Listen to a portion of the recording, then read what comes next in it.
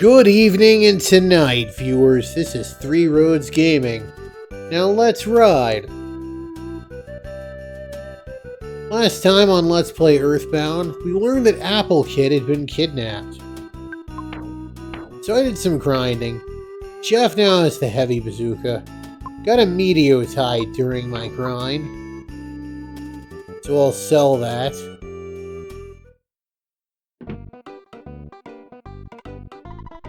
No, I don't want to buy. Also, I have to sell.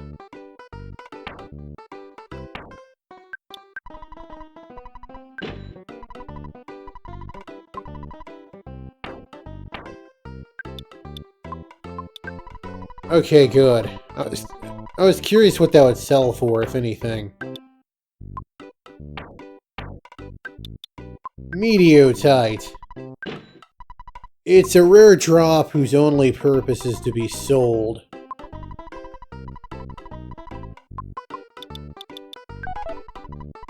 There we go.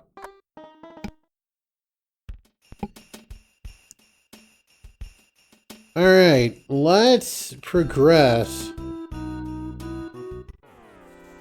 We've gone from goats and dogs to robots. Gonna use the heavy bazooka. It's like an infinite supply of super bombs. It never misses, even if Jeff is sobbing profusely. It's so good. Oh yeah, there's, I think Maxwell up there. Okay, that feels like that shouldn't have been a win, but whatever. I'm just that badass. Still got the T tint here.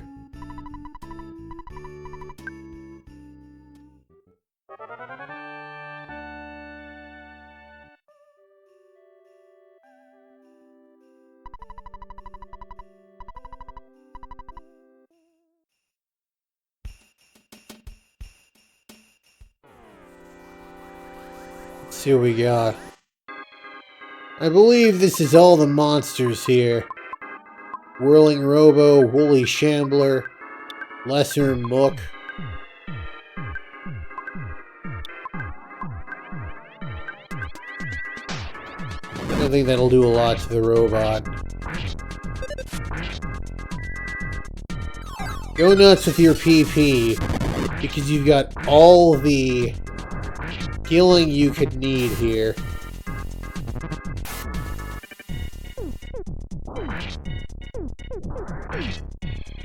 There we go. My team is awesome.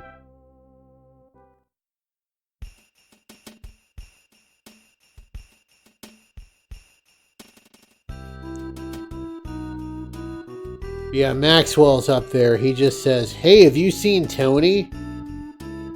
Because apparently they kidnapped Tony for God only knows why reasons. Alright, I believe this is the one. No, not this one. This guy. This is pretty much a direct understanding of Sebastian Chan. I guess they didn't understand Japanese honorifics. Anyway, I'm gonna go to the stew guy, because why not?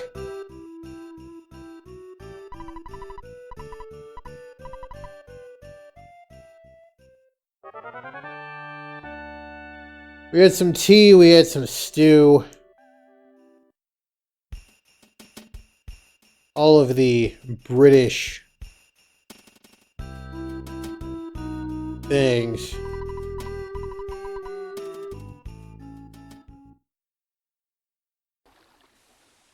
Anyway, this here monkey here is gonna give us a ride on Tessie.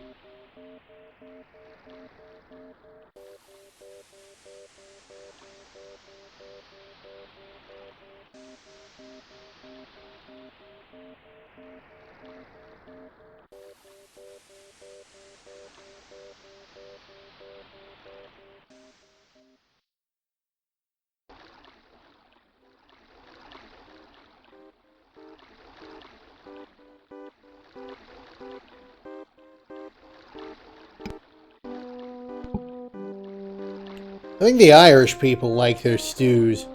So you got tea for the British, stew for the Irish. You got Nessie for the Scottish.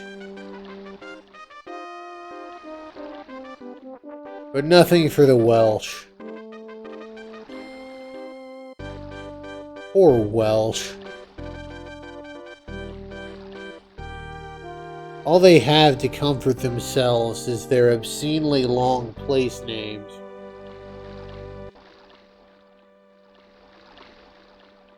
I think that's Wales. I once joked about a place name in one of those areas, and they're like, actually, in this language, this other letter is a vowel. And it's like, I was making a joke, buddy. Anyway. Let's tackle some more aliens.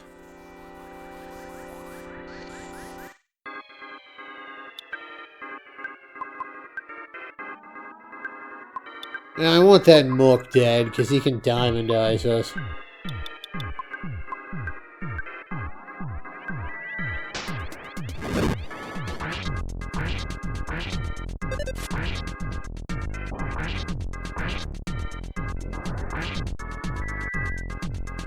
I love the heavy bazooka. And it's more damaging than all but his strongest weapons, so the only reason to not use it is if you don't know about it. Or if you're on some sort of weird no Jeff item run.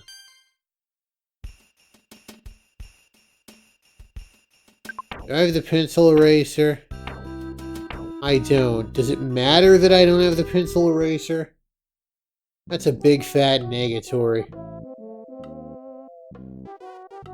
I think if I wanted to, I could have left some of the monsters alive and they'd still be in here. You know, the monsters from when we were tooling around as Solo Jeff. So, you know, I would just absolutely eat their lunch at this point. I wonder if they're, like, programmed to never run away. Because there are some monsters like that. Where you'll never quite be able to one-turn them. And there'll be a phone soon enough.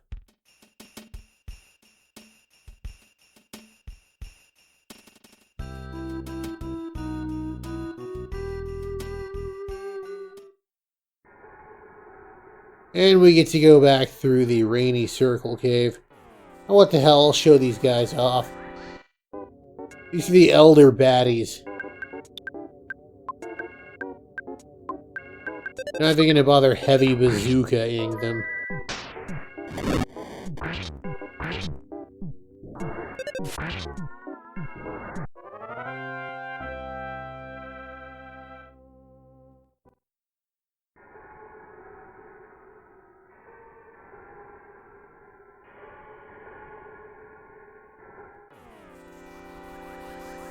Oh, okay. Well, that was the... You remember the arachnid that I met in the pyramid? Well, that was the original version. And that's a medium crocodile. I think a medium crocodile. Well, I can show these guys off. Strong crocodile! Not too strong against getting frozen, that's for sure.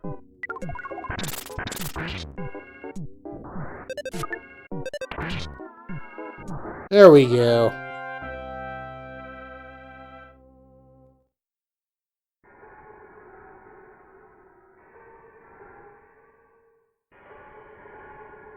Everybody wins. If I wanted to, I could go visit the sanctuary spot and heal up.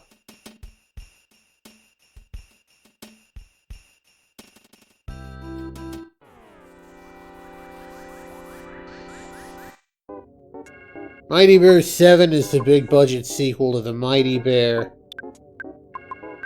Cave Boys could have fought him with Jeff.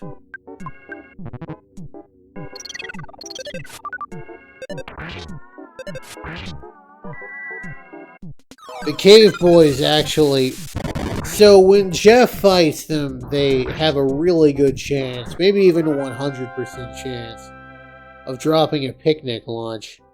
These are slightly different versions.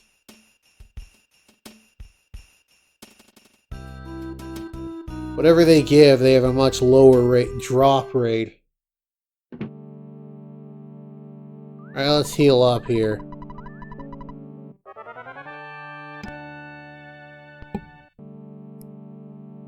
That caveman has some better stuff. But the mouse here...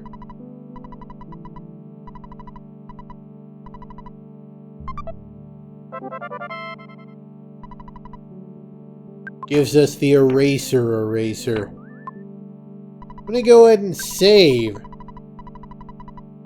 And then I'm gonna call it an episode. But before I do... last time... we got the Casey bat. And... in my continued interest of giving you guys some culture, I will now read Casey at the Bat. The outlook wasn't brilliant for the Mudville 9 that day. The score stood 4-2 with but one inning more to play. And then when Cooney died at first and Barrows did the same, a pall-like silence fell upon the patrons of the game. A straggling few got up to go in deep despair. The rest clung to the hope which springs eternal in the human breast. They thought if only Casey could but get a whack at that, we'd put up even money now with Casey at the bat. But Flynn preceded Casey, as did also Jimmy Blake. And the former was a hoodoo, while the latter was a cake. So upon that stricken multitude grim melancholy sat, for there seemed but little chance of Casey getting to the bat. But Flynn let drive a single to the wonderment of all, and Blake, the much despised, tore the cover off the ball.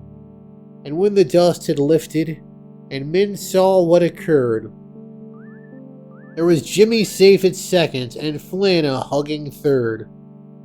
Then from 5,000 throats and more, there rose a lusty yell. It rumbled through the valley, it rattled in the dell. It pounded on the mountain, and recoiled upon the flat. For Casey, mighty Casey, was advancing to the bat. There was ease in Casey's manner as he stepped into his place. There was pride in Casey's bearing and a smile at Casey's face. And when, responding to the cheers, he lightly doffed his hat, no stranger in the crowd could doubt 'twas Casey at the bat. 10,000 eyes were on him as he rubbed his hands with dirt. 5,000 tongues applauded when he wiped them on his shirt. Then while the writhing pitcher ground the ball into his hip, defiance flashed in Casey's eye. A sneer curled Casey's lip. And now the leather-covered sphere came hurtling through the air, and Casey stood a-watching it in haughty grandeur there. Close by the sturdy batsman the ball unheeded sped. "That ain't my style," said Casey. "Strike one," the umpire said. From the benches black with people there went up a muffled roar, like the beating of the storm waves on a stern and distant shore. "Kill him! Kill the umpire!" shouted someone on the stand, and it's likely they'd have killed him had Casey not raised his hand. With a smile of Christian charity, great Casey's visage shone. He stilled the rising tumult, he bade the game go on. He signaled to the pitcher, and once more the dun sphere flew, but Casey still ignored it, and the umpire said strike two. "Fraud!" cried the maddened thousands. An echo answered fraud. But one scornful look from Casey and the audience was awed. They saw his face grow stern and cold, they saw his muscles strain, and they knew that Casey wouldn't let that ball go by again. The sneer is gone from Casey's lip, his teeth are clenched in hate. He pounds with cruel violence his bat upon the plate. And now the pitcher holds the ball, and now he lets it go. And now the air is shattered by the force of Casey's blow. Oh, somewhere in this favored land the sun is shining bright. The band is playing somewhere, and somewhere hearts are light. And somewhere men are laughing, and somewhere children shout. But there is no joy in Mudville. Mighty Casey has struck out.